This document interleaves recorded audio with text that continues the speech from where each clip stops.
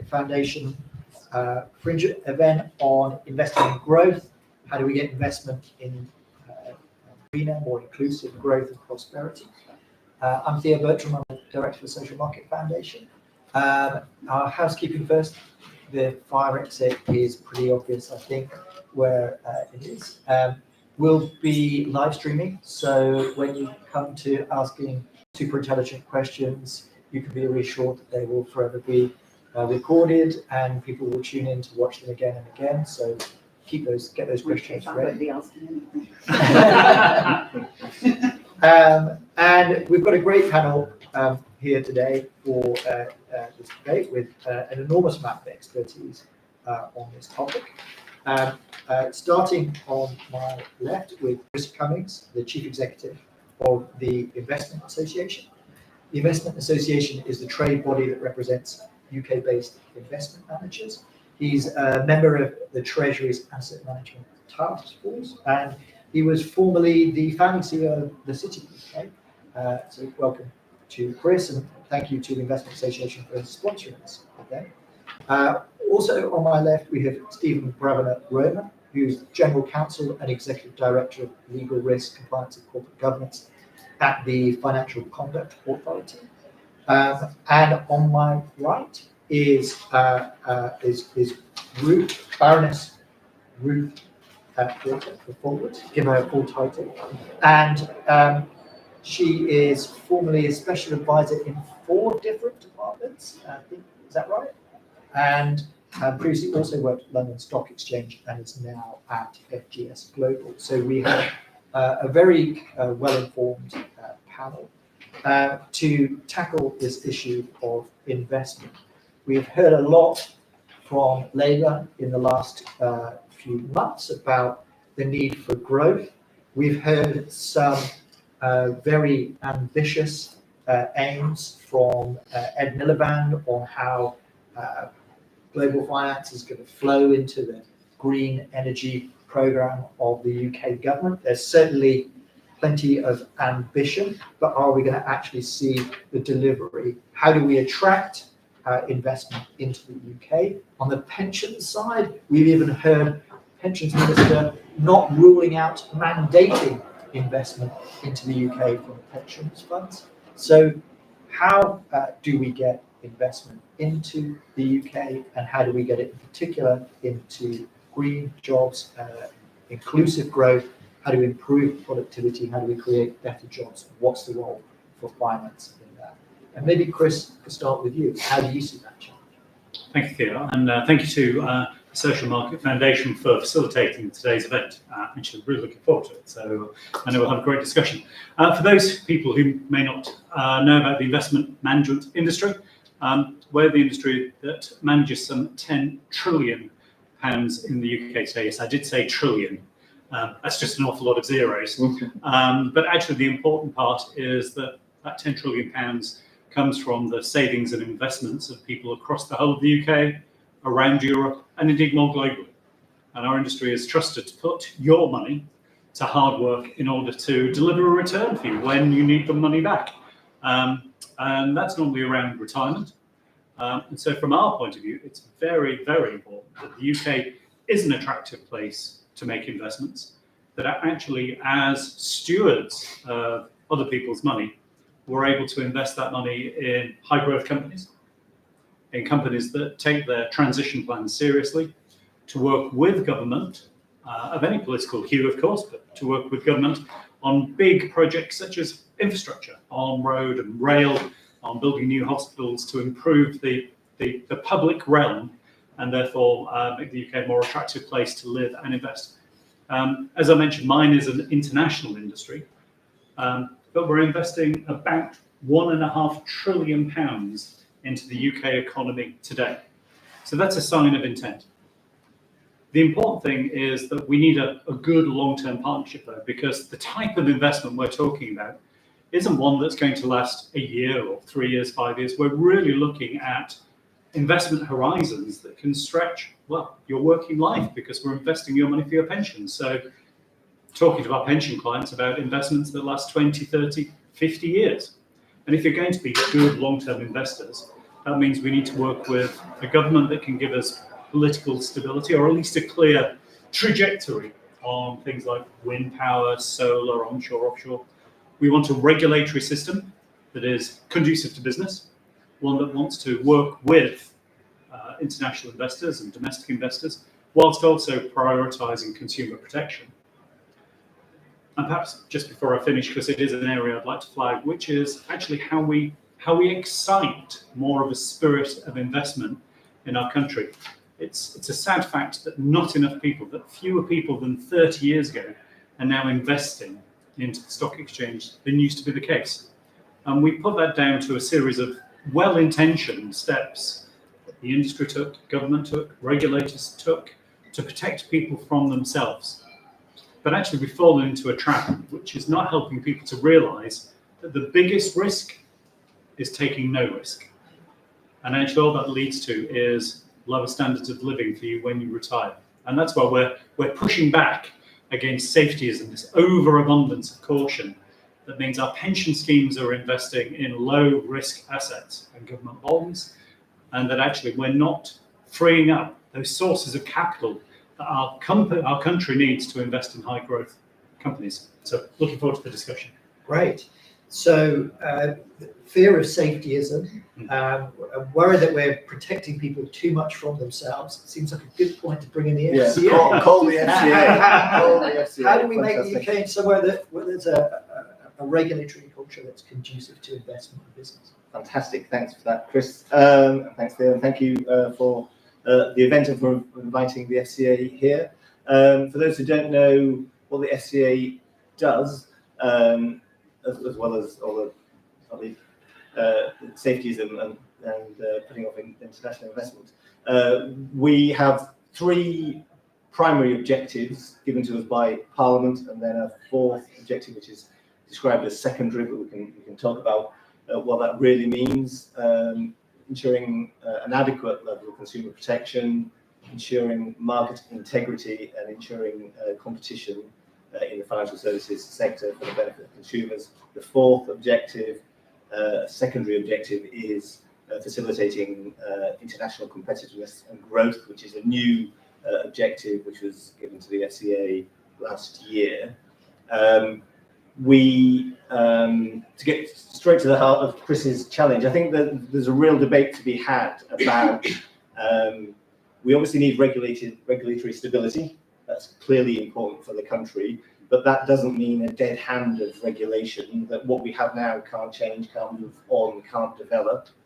We have, and this phrase is used all the time and it's probably a bit of a cliche, but we do have a once-in-a-generation opportunity in many ways right now, post-Brexit, to look at the regulatory framework. We have a bit more freedom than we had before to make some choices around some of the safetyism, to use that phrase, or the balance between consumer protection and what we'd like to, I think, move the debate onto is how do we, as a regulator, enable people to make responsible choices for themselves. That's the place we want to be, not stopping people doing things, not telling people what is good for them, but enabling them to have the framework to make the choices for their futures, for their investments, for their retirements that they need to make.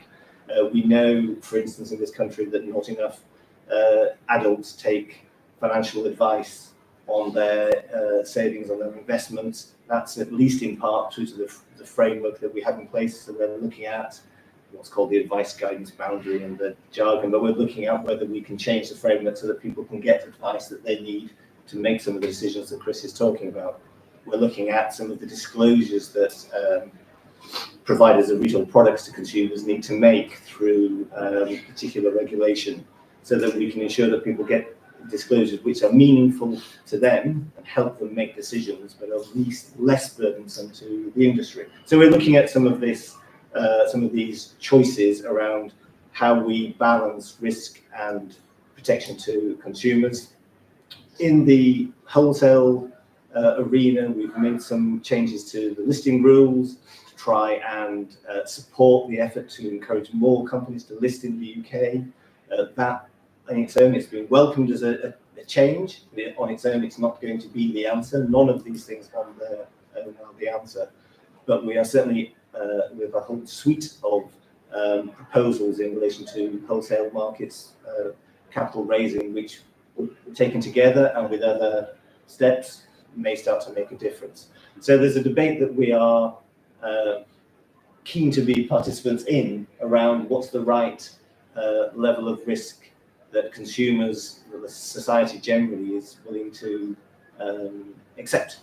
And finally, just to say, I think the other area that we, particularly in relation to sustainable finance, that we are particularly keen to play a part in is there's, I think, two T's are important, at least: trust and transparency. Individuals need to, when they're investing, need to have trust in that there's a system that they're, if they think they're investing in a green project, that it is indeed green, and also that there's a transparency and a level playing field in when people describe things as being green investments or sustainable investments, that they are meeting a certain level of coherence and explicability to those investing. Whether people choose to invest in them or not is obviously a matter for them. Right. So I think that we've heard from our regulator, we've heard from the investment side of things. Then there's a question about what's the role of government in all of this. And at the moment, we're sort of getting a slightly confusing message from the new government in that they absolutely want investment to come in, and then they're sort of pointing to where they would like to go, but then they keep seem to adding things on as to what they would like it to do. So it's supposed to trigger growth, create jobs, also drive green energy. Can you also do AI? And there's a sort of whole long other list. There's a sort of mission creep as to what this is going to do. And all of that seems to ignore the fact that these are global investment, global vehicles that could invest anywhere.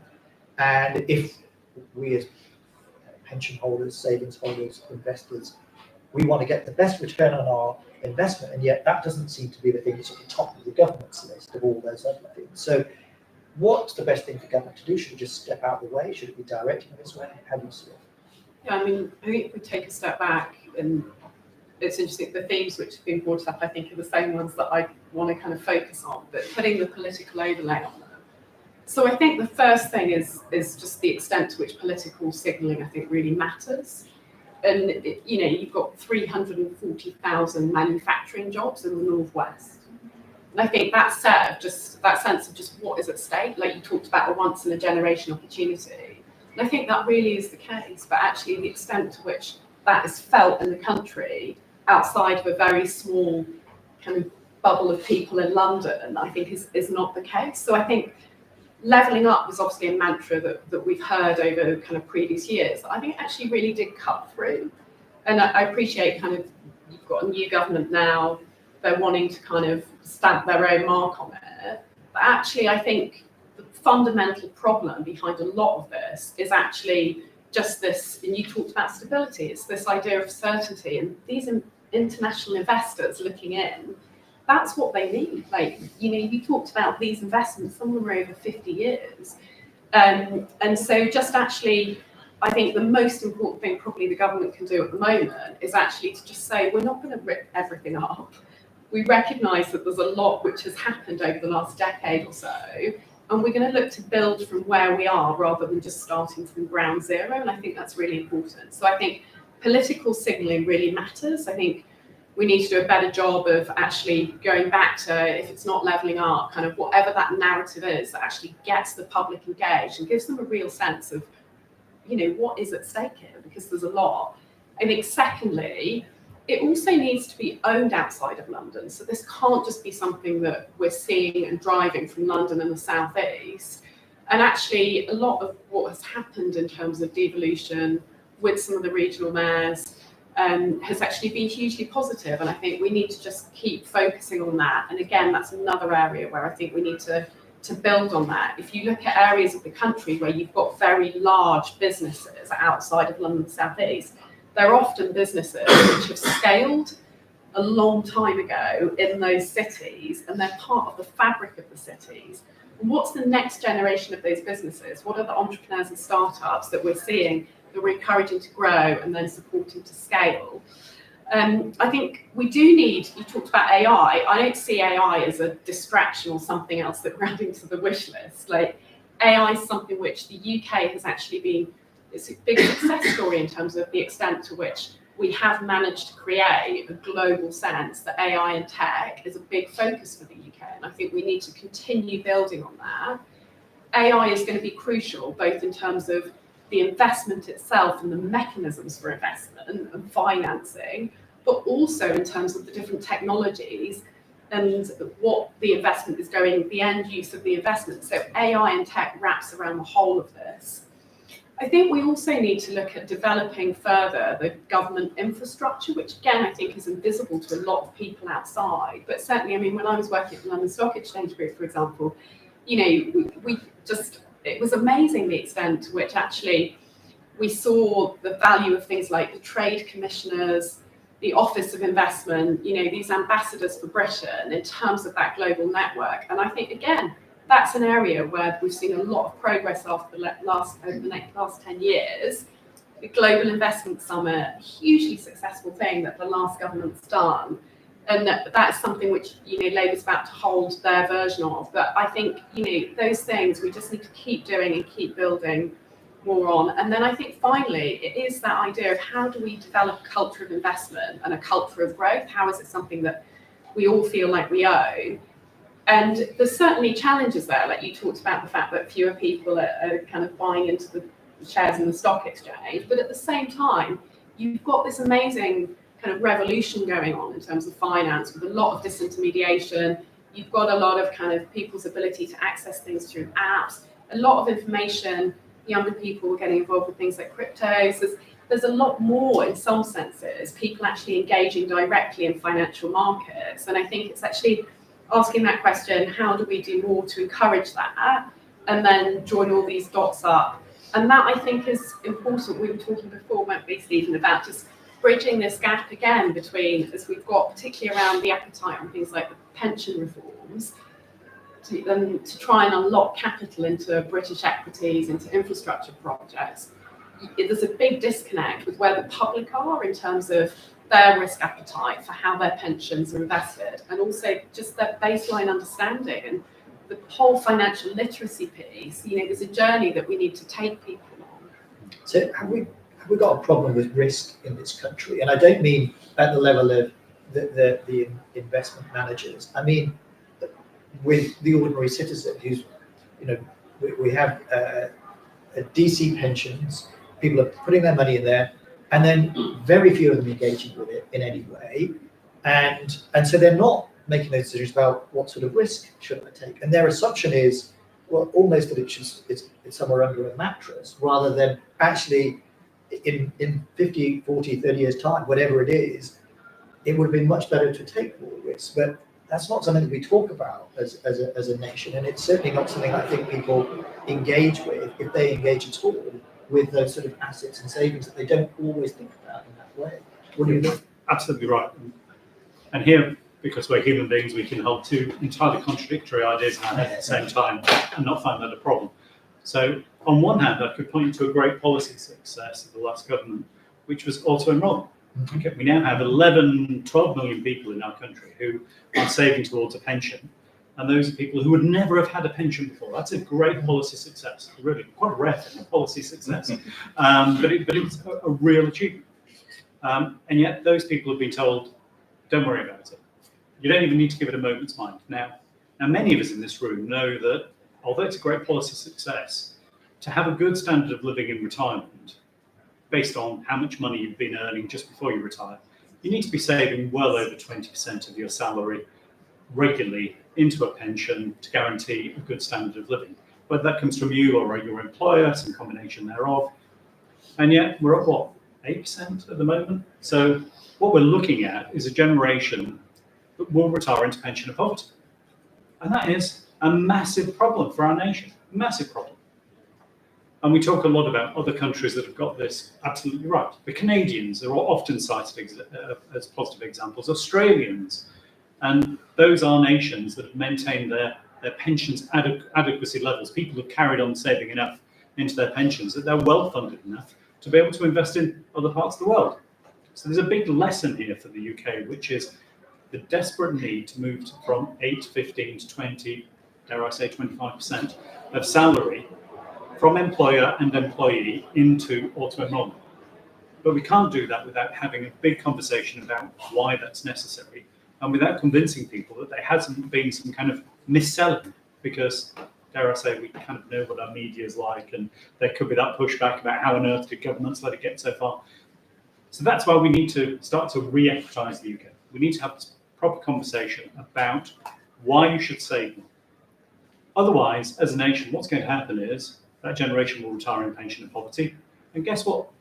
The cost of the welfare state will rise, because as a nation, we will have to step in and post-retirement benefits will increase. So this isn't something that we can get away from. We either start now to build for that better future, or we pick up the tab later on, and that'll be bequeathed by later governments. So I think that that's worrying. We do need to start having that discussion. The answer, of course, is better financial literacy. And we need to start having that discussion when people are at school, and like young at school. So you may know that your attitude to money is set by the time you're about age 7, because that's how you hear your parents, carers, people in your circle talk about money. It's either something that there is none of and it's scary, and people therefore don't talk about it, or there's plenty of it and you don't talk about it for other reasons. But your attitude to money is set by the time you're a 7, 8-year-old, and then behaviour happens after that. So my recommendation, my prescription, if we're going to cure this, is let's be serious about having a financial literacy discussion. Let's set out a programme to re-equitise the UK, to get people saving, and then help them explain investing, so we get people investing, and then have the discussion around how much we need to have a good standard of living in retirement.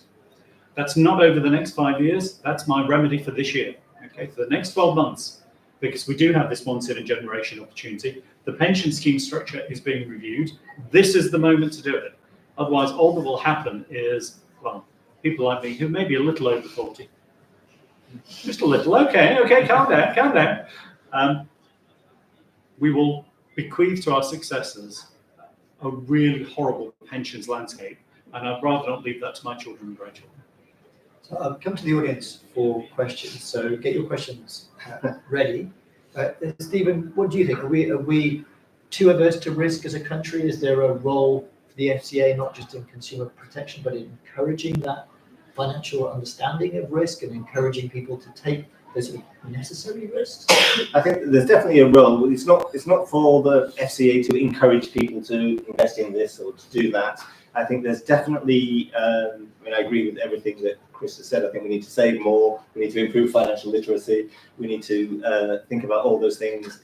I think the role for the FCA is to make sure that our rules are not putting unnecessary hindrances in the way of some of these things. One of the things we've done recently is a pensions dashboard, so that people can look and see what the value for money is from their pensions. So I think transparency is hugely important. That's something the regulator can do. I think we can, in some instances, get out of the way perhaps more than we have traditionally, not to require or encourage or mandate particular outcomes, but to ensure that we're not creating frictions one way or the other.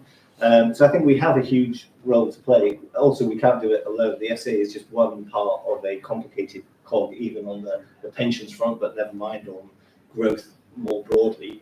But we are certainly up for and a key player in that ecosystem of how do all the pieces fit together to facilitate some of the things that Chris is talking about. So are we the answer? No.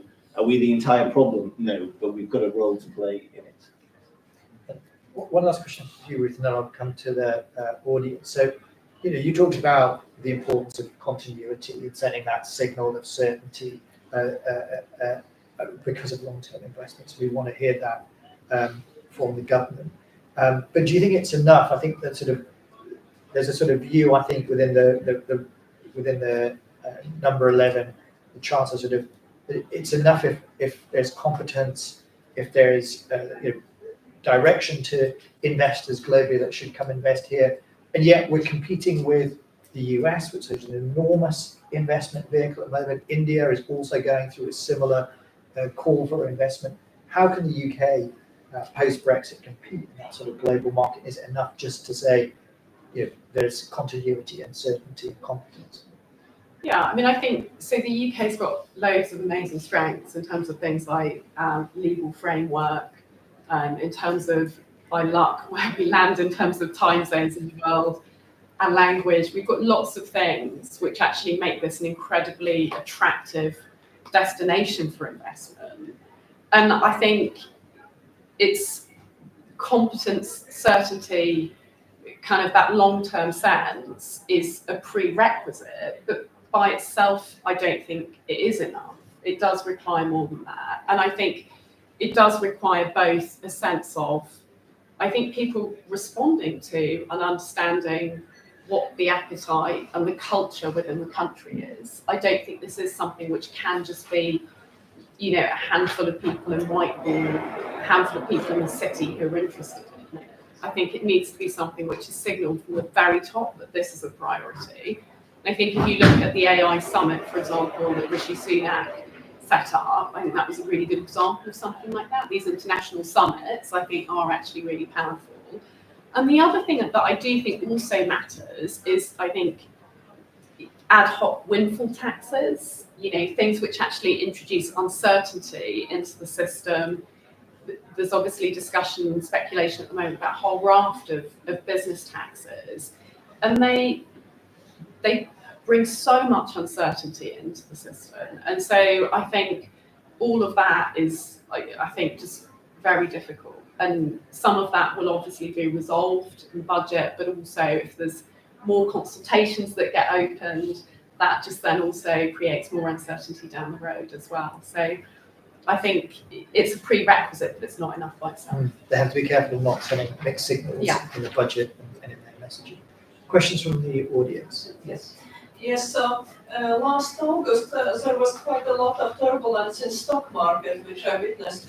That was because of forthcoming American elections. And so one of my friends of conservative persuasion, he actually changed his pension fund regime very quickly after the turbulence, and he's probably going to change to yet another regime early next year. So I think fairly adequate reaction. But in general, how should responsibility for dealing with such external events, which are really external to UK, probably caused by some political turmoil elsewhere, how would you recommend giving information to people how to deal with such things, and how should responsibility be split for people? Great. And any other questions? Okay, so I think really interesting question there about how should people take those decisions, where do they get their education from on these issues, how engaged do they need to be? I'm happy to respond to that one. I think your friend is very lucky to be so financially sophisticated to be able to do those things. We face another challenge, and let me talk about it as an opportunity in the UK at the moment, which is that following retail distribution review, regulatory move from a decade ago, I know I worked on it. In the UK, we have an advice gap. I think it's a well-recognised problem across the whole of UK society, which basically means if you're lucky enough to have assets of £250,000 plus, you can speak to a financial advisor who will give you a full financial plan and look after your financial well-being and wherewithal thereafterwards. Below that, you really struggle to engage with getting any kind of advice at all, unless it's TikTok or LinkedIn, which I wouldn't necessarily run to. And I do applaud the work that the FCA has done actually in prosecuting so-called finfluencers, people who've been doing the equivalent of pumping and dumping in stock. And I think that's a challenge, particularly for younger people who are trying to find their way in the world and looking for tips, clues, hints as to how to manage their finances. Because really we've left them with a barren landscape of where to turn for financial advice.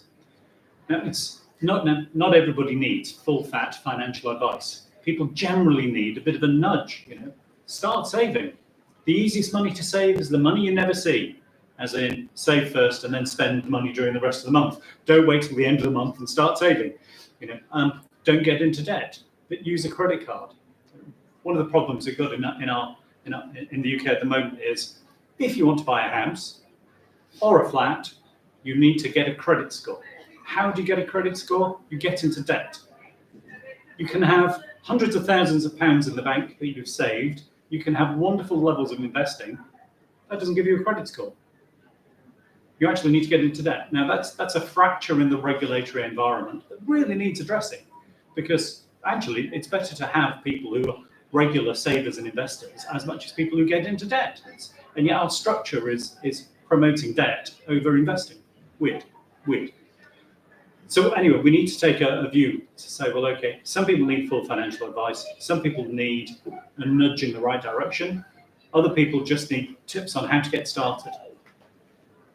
The current regulatory environment doesn't allow that, but I know, thanks to the work of the FCA and Treasury, we're now having an advice guidance review to make sure that there is a staircase approach.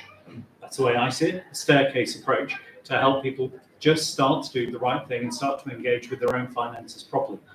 Otherwise, what happens is that young people think, well, I've got no hope of getting a mortgage, I've no hope of getting, rather, a house. I'll invest in crypto, because crypto could pay off big time, and that way I'll be able to afford to buy a house. Of course, not recognizing that they could lose every single penny. So there are some opportunities here that we just need to address as a nation, and it does start with financial literacy, but it starts with that proper conversation between us as an industry, our regulator in creating the landscape, and a government that's willing to have really the courage to back the regulator when things go wrong. Because you know what? Things will go wrong. And if all that happens is that the government then beats up the regulator, well, guess what? The regulator's attitude to risk will, like a burst balloon, quickly decelerate, and we'll be back in the same position again. So that's why this needs to be a three-way conversation. Stephen, how do you see the challenge of influencers? I know the FCA has been a bit more interventionist in this area. Is it something you're worried about? Yes, we are worried about. I obviously don't want to talk about the particular 9 individuals we've charged, because we've charged them, but they haven't been convicted yet, and they may never be convicted. So I don't want to talk about those individuals per se. But that whole genre of advice, the attractiveness of Instagram or TikTok or wherever these people advertise, as it were, and promote things. Again, not talk about the individuals, the particular individuals, but perhaps themselves not understanding. The people who are promoting some of these products do not have the financial literacy themselves to understand quite what they are promoting. So I think there's a sort of a vicious circle of a fantasy lifestyle being associated with products which are maybe one notch up from just pure speculation, maybe even one notch down from pure speculation, some of them, which is filling a void which undoubtedly exists, that people don't have either the basic building blocks of understanding of how financial products, how money works. Why is it better to put it in why is it better to put it in a bank than under your mattress? Why is it better to put it in a savings account than a current account? You know, all the basic things that people maybe don't think through. And then the more sophisticated needs that are currently, for various reasons, not filled. There is as Chris says, sorry to keep repeating what Chris says, but there is a need for the regulator to have a regulatory framework which facilitates certain activity, for it to be both meaningful for consumers to access and attractive enough for commercial entities to fill the gap. Because if it's not attractive enough for commercial entities to come in and provide that help or advice, it's not going to be filled.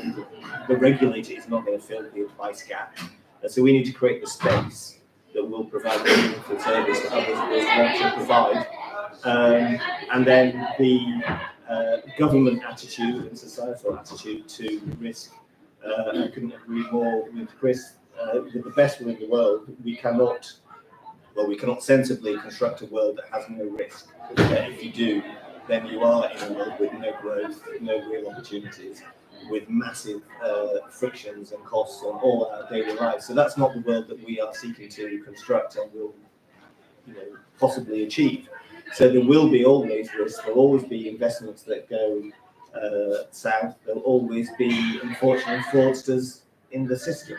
And there needs to be a recognition that loosening frictions on transactions or loosening requirements in particular areas provides an opportunity for bad things to happen to people, not through somebody's fault, but as an inevitable consequence of market operation. So I think that adult conversation is essential, and if all parties are not in the same place, one, the sort of the end of the chain, which often is the regulator in these things, gets the blame for why didn't you stop X happening.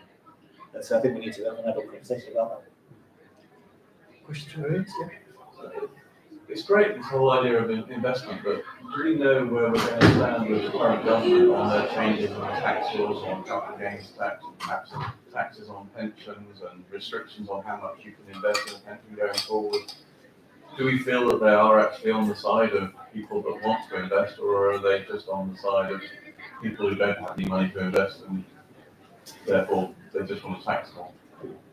I'm not going to put that onto the FCA. No, thank you. I was fashioning I'm not going to answer that question. I mean, I think that comes back to what I said before, which is just, wanting to attract investment and saying we're going to create an environment of certainty by itself, I don't think is enough. And I think you're completely right. Like, a lot of those things send quite conflicting messages, and I think we need to sort that out. I mean, one thing we also haven't touched on, which I think is also quite important, is the whole area of, even if we get this investment, what are we going to do? And partly it's a bit like AI, it fits in different bits of it. But the whole challenge around infrastructure, like what is blocking infrastructure, whether it's housing, whether it's transport, people being able to travel to work in certain bits of the country is difficult.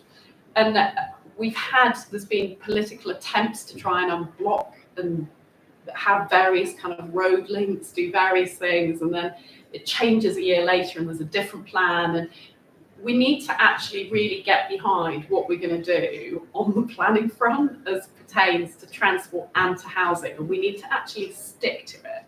And I think not only will that help send a positive signal to investors to come here and invest, but it also provides projects for that investment to go into as well. So I think I'd add to what you're saying around the tax bucket, some things as well in terms of planning. Chris, do you want to come on that question? Does what's happening on the sort of individual taxes, is that going to have an impact on the wider question of investment? So just to share a couple of insights, we monitor the fund flows, how much money retail investors are investing every month. And inevitably you'd expect after a general election there to be a bit of an optimism boom, because people think, oh, that's reset and it's going to be up. And that follows whichever government gets elected.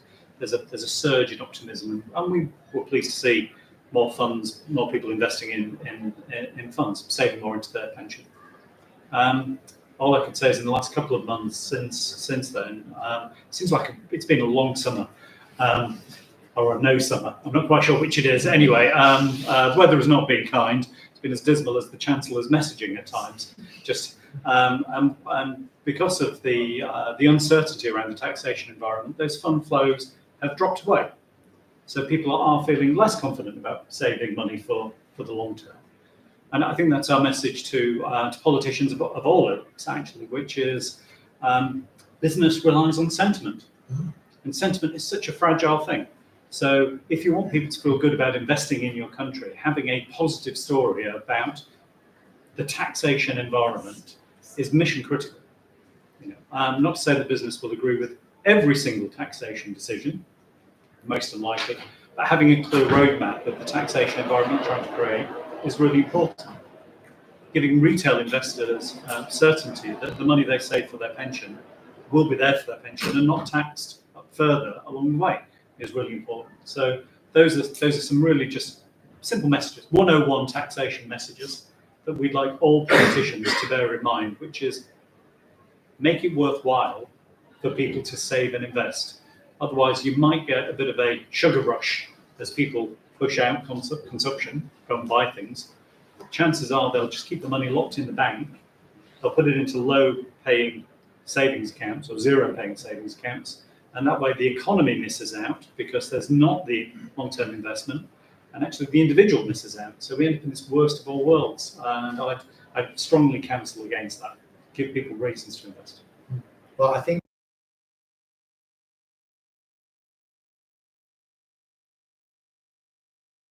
then we'll either have an even more gloomy perspective or perhaps change. But a great question. There's a question at the back there. Thank you. Two, if I may. One with corporate hat, one with a kind of more personal finance hat on. So I work at the Fuels Industry UK Trade Association for big refineries in the UK, looking to transform quite a lot.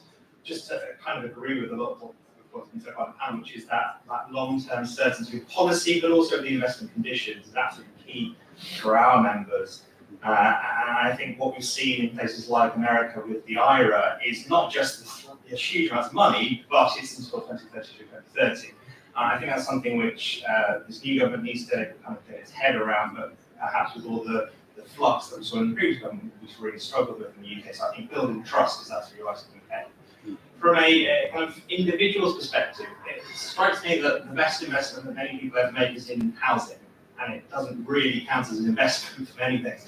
But to your earlier point about kind of investor literacy, a lot of that comes from my grandma, aunt, whoever has made a ton of money by owning a home for the last 30, 40 years. Is that part of the financial literacy discussion, or is that something which we now need to move away from because we've got different investments from housing? Yeah, a really interesting question, especially, it's still not entirely clear to me, but I think Labour's goal is to actually reduce house prices. So the idea of like, this is the soundest investment you could make, is probably not the government successful in what it intends to do. So there's a question there on how we learn about investment and whether should we start to change that. And then again, this challenge of long-term continuity, international, how do we bring investment in? I guess my question there, Ruth, this one's for you, would be, we've seen a change of both main political parties in the conditions around green finance, in the sense of changing the net zero goals. And I think we've heard certainly from transport industry, and also the net zero, the energy industry, that changing those goals actually has a significant impact on their investment. Do you think that was still the right thing to do, that sort of dilution of the goals? Do you think we need absolute certainty in those areas in order to attract more investment? Yeah, I mean, I think the whole area of green finance and decarbonisation in the UK has been quite interesting over the last few years. I think in the lead up to COP, there was a huge amount of focus on it. And it's interesting even talking about the pensions discussion. So I don't know if people remember back then, but there was kind of a push with this, there was a bit of a push about pension transparency, the dashboard, and there was actually discussion which was beginning to get cut through to try and get people to care about ethically where their pensions were invested in terms of green and sustainability, which I think is like, I mean, it's a slight tangent, so maybe, but I think there's probably some lessons there now in terms of what we're looking at in terms of pension literacy. But going back to the broader point around it, I think, so there was obviously it was a big political priority, both in the UK, but also overseas. I mean, you then had, I think, obviously, just the global economy, just so many different things it's been struggling with. And just the cost of living. I think it's not that, if you look at the polls and the extent to which people in the UK care about these things, it's not that they don't want to decarbonise or they don't think that's important anymore.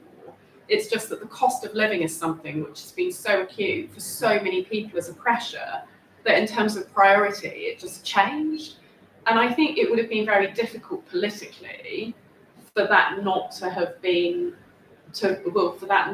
reflected politically. So I think we are where we are now, but at the same time, you know, the reality is technology is moving on. I started by kind of talking about those manufacturing jobs in the Northwest, and I think kind of we can't afford to kind of not be innovating, not looking forward, not focusing on, it can't be kind of business as usual, or we are going to get left behind. So, but at the same time, I think it's got to be something which is done at a global level in order to take everyone forward. It can't just be something that you've got the UK, European Union countries and a handful of others really prioritising, because then economically I think we're going to be left at a disadvantage. So I think the question is, how globally can we all try and actually get progress on it together? Great. Chris, do you want to come in on that question? A couple of points actually. Housing. I think those of us who've been lucky to be part of the housing generation have done very well, actually. Of course, if any government is successful in building more houses where people want to live, that's the challenge. Build the houses where people want to live, because that's where the jobs are and the infrastructure connects and so on. Planning is always fascinating. Then that will inevitably bring down the cost of housing. I mean, that is the policy intent, so that more people can afford to buy a house. I think when you're thinking about your portfolio of investments, how grand does that sound? Housing has got to be part of that, but it is the least liquid of assets. So you can't have all of your money in housing because, well, you still need somewhere to live. So it's really hard to sell the place where you still want to live. So that's why I'm neither authorised nor regulated to give financial advice. But having a mixed asset allocation always works out very well. So please don't put it all in housing, but housing is a sensible choice. On the long-term point, though, about the real point about how we green our economy. Look, as investors, we are here to steward your money and make sure it gets invested in those companies that are going to be around for the long term. So that's why actually our desire to keep on investing in renewable energy, in sustainable businesses, in businesses that take their transition plan seriously is absolutely paramount. Because otherwise we end up with stranded assets. We invest in companies that we can't sell out of because nobody wants to buy them. Or actually the people who do want to buy them are not the kind of people who we want running them, because that's a challenge in itself. So during the lead up to COP, the Glasgow COP, it was great to see so many business leaders, world leaders committing to transition plans. We actually saw a huge spike in the UK investing public wanting to invest ethically and with sustainable investment. In fact, it was the fastest growing, the most important asset class for a good few years. And even when people were starting to take money out of funds to pay for the cost of living crisis, it was those sustainable funds that performed best. Of course, time moves on and people think about things very differently. We're working with the FCA on a labelling regime now so that retail investors can see is how green is this fund really? And I think that's going to be an important test. So we want to see, as investors, we want to see you invest in the type of companies that you feel good about investing in. It's really weird. Can I share something with you? It's really weird. Every day we make decisions on companies that we want to buy from. Some people like Starbucks, some people like Caffè Nero. You make those choices every single day. You wear Nike trainers as opposed to Adidas trainers. Those decisions happen every single day. And yet when we talk to people about their pension, what we're trying to do is communicate the fact that we're making those decisions. Actually, we choose to invest in Starbucks over Caffè Nero or the other way around. And so the important thing for us is how we have that discussion with you about your money and the type of companies you want us to invest in on your behalf. Because that way, what we're doing is bringing our investments into your everyday life so that you have control over them. You can be more in control of your own financial well-being. Sometimes it's like, the industry is obviously hiding something from us. If you say you want us to be more, if the industry says it wants to be more transparent, that must be because it's got something to hide. It's like, no, actually, we'd just like you to tell us more what to do, and then that way we can reach a better conclusion as to where we invest. Because actually, there are moments where we say, we really don't want to sell out of BP because BP needs to transition to being a greener company. We could sell out of BP, but then who would the owners of BP be? And would they really be as responsible as we're trying to be? So that's why we want to have this more grown-up conversation about actually where we invest your money. And I think that way we'd have a better informed citizenry. Actually, our economy would boom at that point. I really do believe that. Anyway, I'll get off my soapbox. No, that's a fascinating perspective of the idea of the motivations behind the investment. Did you want to come on that, Steve? No. I think we're good to another question. Another question? Well, I have a question for you, Stephen, while the audience is thinking of another one. So, how do you see the role of AI as it develops has a financial advisor in itself. And this is, I mean, I don't want to put all of Chris's members out of work, but you could imagine a time when actually, particularly for those on smaller savings pots, instead of going to their financial advisor, there is an AI that is able to give them advice and even make decisions on their behalf. Is that something that you look at with horror and fear, or could you see that as a future that could be helpful for consumers? I think it probably is the future. I think it would be a brave and a rash person said that's the future isn't a greater technologically enabled advice, particularly at the more sort of straightforward end. I think that is the future. I think the role for us is not getting in the way of that, but I think it's the two T's again. It's trust and transparency. People using that technology need to understand that technology is being used to the extent that that's sensible. I'm not not all the coding, but this is not a human being. This is not an individual who's giving this advice. This is generated in some way. So I think there's a transparency role for us to ensure that happens. And then I think there's the trust in the algorithm, as it were. How do individuals trust the system? And I think we are the foothills as a regulator of trying to understand what the future of AI will mean for financial services for individuals in this country. We need to provide, we certainly don't need to be a blocker on innovation. We need to allow that to happen, but we need to be learning and innovating ourselves as to what's the right way to provide the trust and transparency that people will need to be able to use these systems. And we all know that there are risks in algorithms that hardwire in biases and lead to unfortunate outcomes, discriminatory outcomes, whatever it may be. So we need to figure out how do we provide the trust to individuals using the service so that's not happening in their case. But I'm sure that is the future. And we've done a great deal of work. One of our services, if you like, is a sandbox service for fintechs, for others trying to develop new products, new services, to try them out in a safe environment using synthetic data and so on. And I'm sure that in time that's where we'll see some of these new services being tried out. I think it's going to have a profound impact. The arrival of AI, the mass adoption of AI is going to have a profound benefit to the way that we live our lives in the country. That's not to say everybody will benefit in every way, but I think as an industry, as a responsible industry, and we're doing some great work jointly with the FCA on this, looking at the long-term impact of AI to improve investment decisions. So that's going to unlock new growth, new levels of productivity. But it also means we're asking the companies that we invest in, how are you using AI? And how are you using it in a responsible manner so that actually it's good for your employees, your value chain, the people who are your customers as well. And I think that means that we can work together with the regulator, that the investee companies, to show new growth in our country. Otherwise, we will simply be outpaced by other nations who are taking this far more seriously. I was in Singapore recently, and to see how the Singaporean authorities are rising to the AI challenge is breathtaking. And that's why I think the UK has got to run a lot harder, a lot faster, to make sure that we are a world leader in AI. Otherwise, we'll be 2 or 3 generations behind, and that will be a major problem for our country. Ruth, do you want to, anything you want to add on how you see AI and investment?